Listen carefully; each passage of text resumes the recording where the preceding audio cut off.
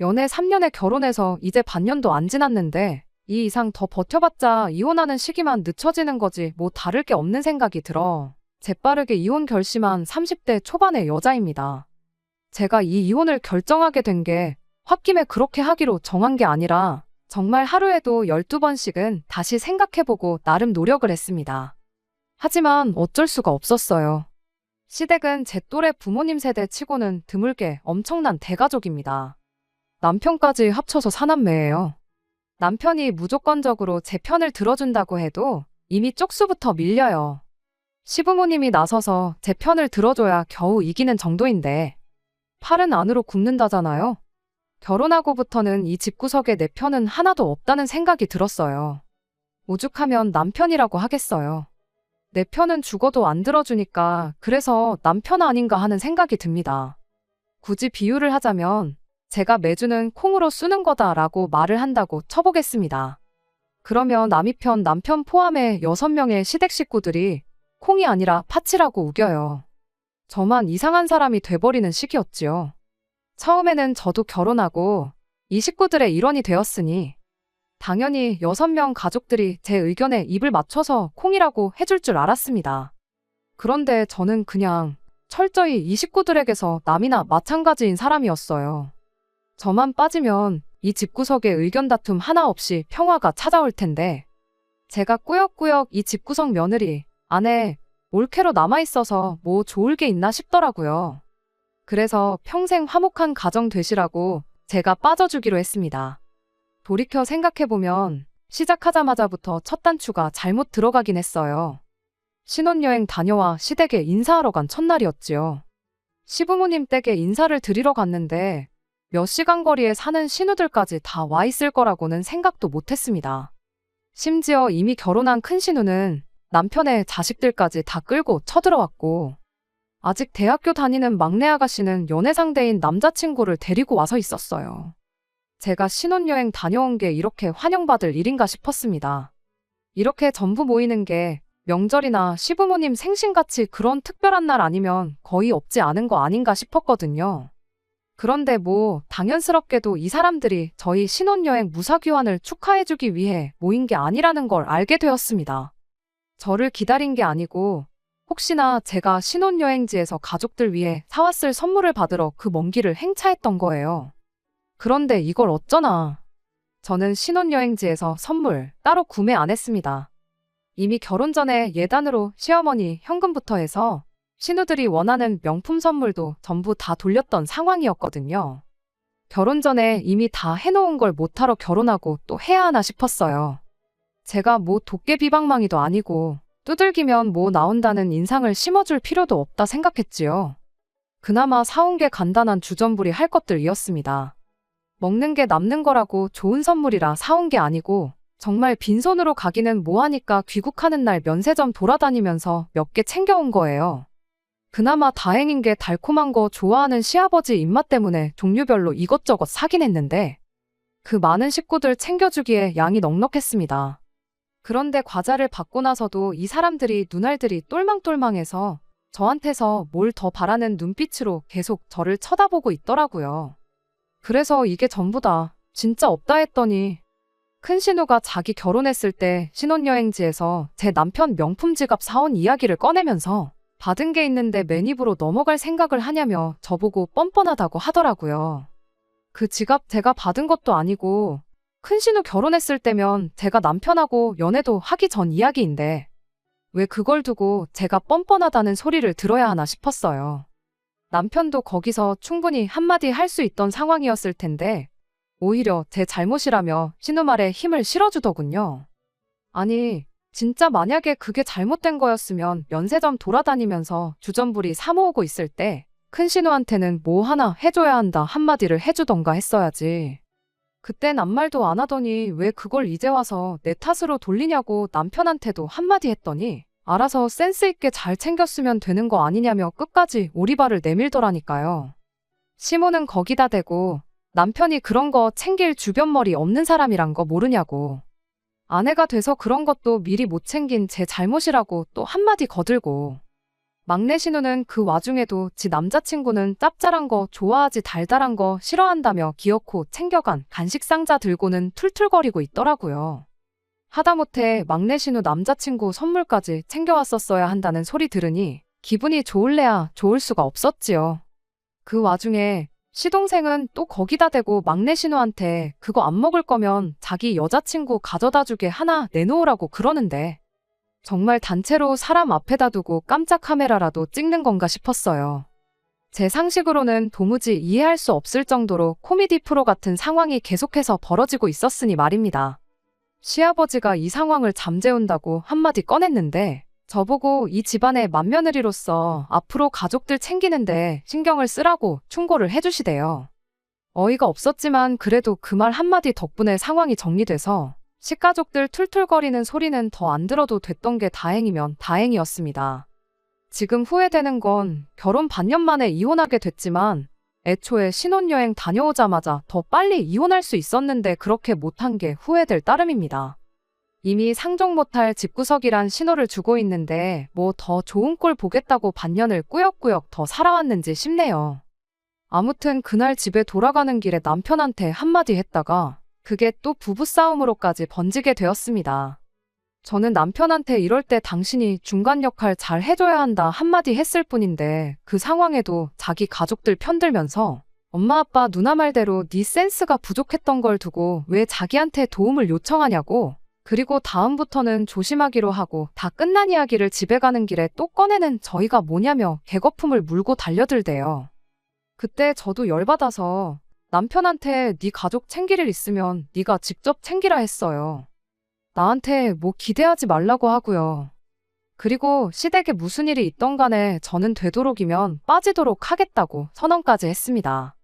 그때 남편이 알겠다고 꼬리를 내리면서 다음부터는 제 편을 들어주겠다는 사과를 기어이 받아냈어요.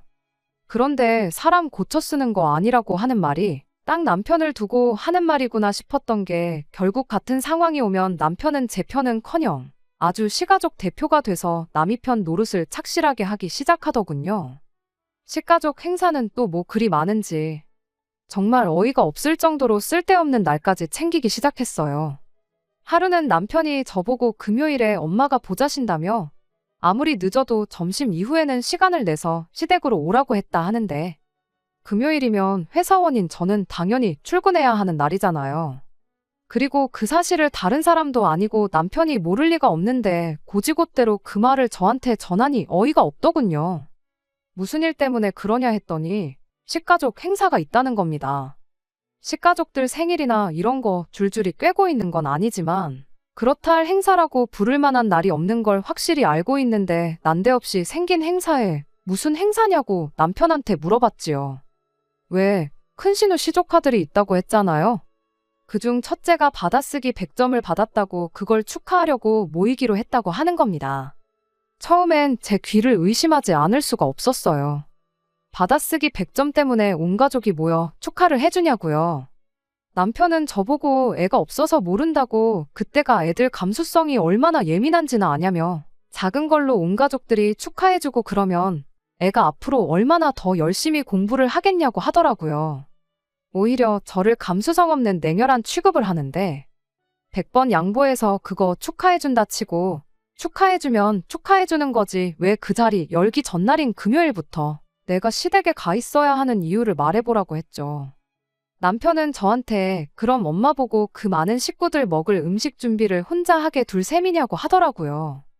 내 자식이 받아쓰기 100점을 받은 것도 아니고 심지어 막내 신우랑 시동생은 시부모님하고 한 집에 같이 살고 있는 데다가 큰 신우도 시댁에서 그렇게 멀지 않은 곳에 살고 있는데 왜 나만 콕 집어서 가야 되는 거냐 따졌지요.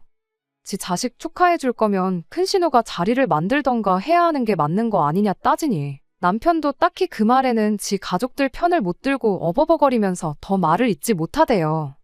제 소중한 월차를 시조카 받아쓰기 축하해주는 자리 밥하려고 쓸 생각 없으니 그렇게 알라고 하고 밥 준비 안 해서 내가 그 자리에 초대를 못 받게 된다면 그건 그거대로 아쉬운 거 없으니 축하해주고 싶은 사람들끼리 축하해줘라 하고 말았습니다. 그렇게 말하니 남편이 삐쳤는지 문을 부서져라 닫고는 방에 처박혀 나오질 않더라고요. 정확히 10분도 지나지 않아서 시어머니한테서 전화가 왔는데 전화를 받지 않아도 뭐 때문에 전화했는지는 안 봐도 비디오였어요. 아예 시어머니한테 대놓고 안 간다 할 셈으로 전화 받았습니다. 아니나 다를까 시어머니가 저보고 너무 서운하다 하시더군요. 이참에 같이 음식 준비하면서 며느리랑 친해지고 그럴 생각이었는데 너무 하나만 보고 다른 건 못 보는 거냐고 저를 나무라시대요. 나무를 보지 말고 숲을 보라시는데 둘 다 볼 생각일랑 전혀 없는데 자꾸 무슨 말씀을 하시나 싶었어요. 암만 거절해도 포기하지 않을 것 같아서 제가 올해는 결혼식에 신혼여행에 이래저래 휴가도 다 땡겼어서 쓸 휴가도 없다고 조금 거짓말 섞어서 못 간다고 했지요. 그랬더니 그럼 저보고 집에서 다 같이 먹을 만한 음식 몇 가지 해서 당일날 가져와 달라고 하더라고요. 도무지 끝이 나지 않을 것 같아서 그럼 알겠다고 제가 뭐 해갈 만한 거 있는지 보고 해가겠다고 대답하고 전화 끊어버렸습니다. 그리고 나서 그날 열 몇 명 먹을 음식을 뭘 해가야 하나 생각을 하는데 내가 왜 이딴 걸 고민하는지 싶고 그냥 차라리 돈으로 때우는 게 낫겠다 싶어서 그날 가서 대충 피자나 치킨 이런 거 배달시켜야겠다 생각하고 말았죠. 그리고 그 어이없는 받아쓰기 축하 파티 다녀와서 남편하고 또 한바탕 하게 되었네요. 시어머니가 너무 서운하다고. 제가 음식 해올 줄 알았는데 배달시킨 걸 보니 며느리가 아무래도 우리 가족들을 우습게 보는 거 아닌가 하고 남편한테 하소연을 하셨답니다. 그날 상차림에 솔직히 제가 시킨 피자랑 치킨이 제일 먼저 사라졌어요.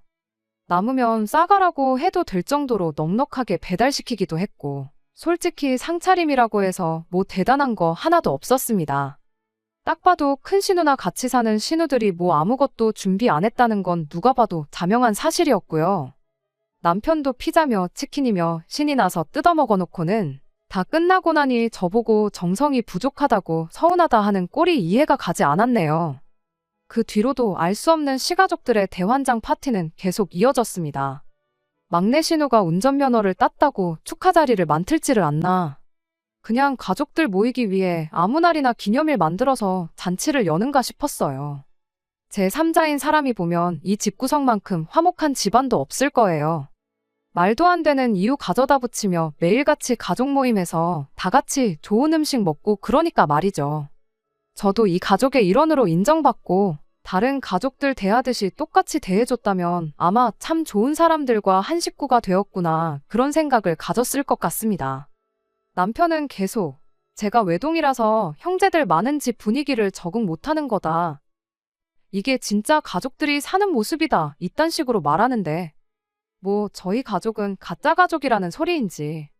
정작 결혼 후에 있던 친정어머니 생신 때는 처가가 멀어서 가기 힘들다고 20만 원 띡 보내놓고 자기 할 도리 다 했다 하던 놈이니 뭔 기대를 했겠어요. 다 같이 사소한 일로도 서로 축하해주고 그러는 게 나쁜 건 아니지만 경제적인 부분이나 귀찮은 것들은 전부 맏며느리인 제가 할 일이 돼버리고 나름 제 할 도리 했다고 생각했는데 결과적으로는 저만 나쁜 사람 되니 그게 참 싫었어요. 막내 신우 운전면허 취득 축하도 해주고 예비군 다녀온 도련님 나라 지키고 오느라 고생했다고 모이고 그런 말도 안 되는 모임 자리 몇 번 가지고 나서 저도 지쳐서 남편한테 나는 더 이상은 못하겠다고. 그냥 앞으로 시댁 식구들 모일 건덕지 있으면 혼자 다녀오고 실컷 축하해주라고 했습니다. 남편은 제가 조금만 더 신경 쓰면 되는데 적응 못해서 그러는 걸 두고 엄살을 부린다고 툴툴거렸지만 제가 안 가겠다는데 뭐 별 수 있었겠나요. 그렇게 한 두 달 정도 지나서 제가 이혼을 결심하게 된 지난달 이야기입니다. 그래도 그날 자리는 나름 의미 있는 타이틀이 있었어요. 시어머니 생신이었거든요. 다른 날이면 몰라도 생신은 당연히 축하해야 마땅한 자리였으니 저도 참석하기로 했어요. 시어머니 생신상 차려주려고 싶었던 건 아니지만 그래도 생신이라는 이름에 걸맞게 이번에는 돈으로 해결할 생각만 하지 말아야겠다 했습니다. 물론 그렇게 결정하게 된 이유에는 신우들도 같이 음식을 돕겠다는 말이 있어서였지요. 어차피 살림은 세 사람 통틀어서 큰 신우가 제일 잘 알 테고 큰 신우 주도하에 음식이 준비된다고 했으니 저도 옆에서 손이나 좀 거들면 되겠다 싶었지요. 남편도 오랜만에 제가 참석한다 하니 기분이 좋아 보였어요. 그렇게 아침 일찍 시댁에 갔는데 일찍 준비한다고 저 먼저 서둘러서 출발했는데 제가 제일 늦게 도착했습니다. 음식 준비가 한창일 줄 알았는데 문 열고 들어가니 큰 신우랑 막내 신우는 거실 소파에 떡하니 기대 앉아서 TV를 보고 있었어요. 제가 늦어서 시작을 안 했구나 싶어서 서둘러서 같이 준비하자고 했는데 주방에 웬 처음 보는 아가씨가 혼자 허둥지둥대면서 불 앞에 왔다 갔다 하더라고요. 딱 봐도 대학생 티가 팍팍 나는 젊고 아리따운 아가씨였는데 쟤는 누구길래 시댁 주방에서 음식을 하고 있나 싶었어요. 큰 신우랑 신우는 제가 오든 말든 신경도 안 쓰고 음식 준비하고 있으니 저기 가서 도와주라길래 주방으로 향했습니다. 그 아가씨한테 당신은 대체 누구시길래 여기서 이렇게 음식을 하고 있느냐 물었더니 자기를 시동생과 만나고 있는 여자친구라고 소개하더라고요. 나이는 23으로 제가 생각했던 것보다 더 어렸습니다. 이제 대학교 졸업반이고 취직 준비하고 있다고 하는데 결혼할 것도 아닌 아가씨가 왜 여기서 음식을 준비하고 있나 했더니 남자친구인 시동생이 엄마 생일이라고 와서 음식하라고 불러냈다고 하더라고요. 아직 세상 물정 모르고 나이차 많이 나는 남자친구가 하래니까 하고 있는 것 같은데 괜히 마음이 측은해지더라고요. 뭘 몰라도 한참 모르고 남자친구가 얼마나 좋으면 결혼도 안 했는데 그 어리고 한참 때인 나이에 예비시댁도 아니고 남자친구 엄마 집 와서 이렇게 종노릇을 하고 있나 싶었어요.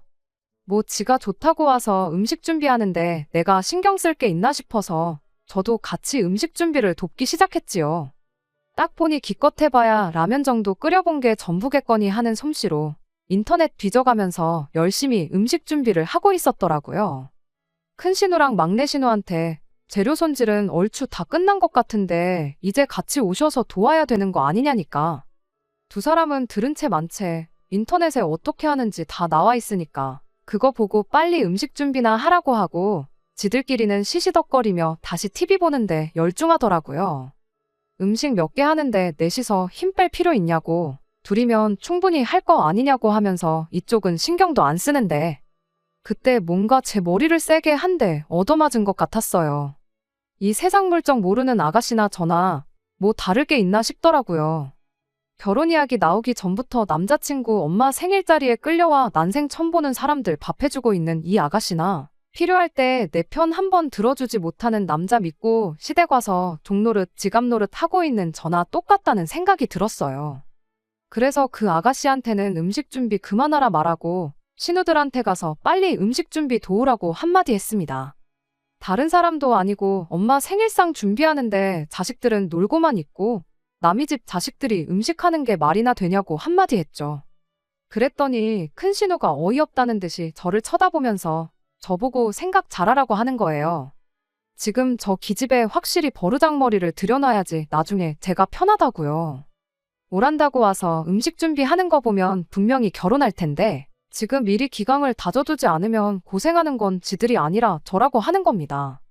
그 말을 들으니 이 신우들 뿐만 아니라 온 집안 식구들이 저를 어떻게 생각했고 자기들 편하기 위해 부려먹을 생각뿐이었다는 사실에 확신이 생겼어요.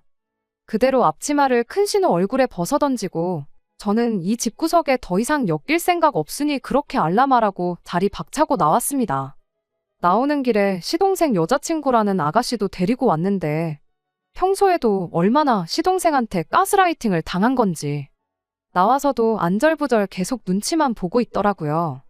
두 사람이 어떤 관계인지는 모르겠지만 지금 이 상황만 봐도 정상은 아니고 좋은 꼴 못 볼 테니 기회가 왔을 때 헤어지라고 했어요. 저도 아가씨 덕분에 이혼할 결심이 섰다고 난 이 길로 이혼 서류 작성하러 갈 거라고 말해줬죠. 집에 도착하니 남편은 아직 출발할 준비도 안 하고 혼자서 느긋하게 커피 한 잔 내려놓고 토요일 점심을 만끽하고 있더군요. 갑자기 들이닥친 저를 보고 당황한 남편이 엄마 생신상 준비는 어쩌고 벌써 왔냐길래 니네 가족 일은 니들끼리 알아서 챙기라고 한마디 해주고 나는 월요일 되는 대로 변호사 찾아가 이혼 준비 시작할 테니 그렇게 알라고 했습니다. 자초지종을 들은 남편이 그 와중에 한다는 소리가 저보고 왜 쓸데없는 오버를 떠냐면서 어린 시동생 여자친구 밥만 닮았으면 우리 집이 얼마나 평화로웠겠냐고 또 가족 편을 들더라고요. 동생이 사람 보는 눈이 있어서 그 어린 나이에도 벌써 시댁 행사 참석하고 군소리 안 하는 참한 며느리감을 데려왔다고. 저보고 그 어린 친구 밥만 닮아보라고 큰 소리를 치더군요. 결국 남편도 신우들이랑 다른 거 없는 놈이고 애초에 제 편을 들어줄 생각 없었다는 걸 결혼 6개월이 지내서야 깨달았습니다. 옛말 틀린 거 하나 없고 사람 고쳐 쓸 수 없다는 말도 정확하게 이런 상황을 두고 하는 말이었던 거죠. 암만 입 아프게 떠들어봐야 저 혼자 비정상이라고 말하는데 상식선에서는 제가 옳을지 몰라도 이 집구석에서만큼은 제가 틀린 사람이었던 거예요. 시어머니 생신상 차리는 게 시작이면 시작이지 앞으로 어떤 일이 일어날지는 굳이 제가 제 인생 바쳐가며 보지 않아도 알겠더라고요. 그래서 제가 이 집구석에서 빠져주겠다 했습니다. 이혼 이야기도 맨 처음엔 홧김에 꺼내긴 했지만 하루라도 빨리 탈출하는 게 제 앞으로 남은 인생을 위해서도 정신건강을 위해서도 좋겠다는 생각이 들었어요. 제 연락처는 어떻게 알았는지 시동생 여자친구였던 그 아가씨가 저보고 고맙다는 연락을 해왔어요. 이야기 들어보니 시동생하고는 헤어졌다고 하더라고요. 아마 그 집구석 사람들이라면 지금쯤 시동생 헤어지게 된 이 상황을 두고 제 욕만 실컷 하고 있겠지요.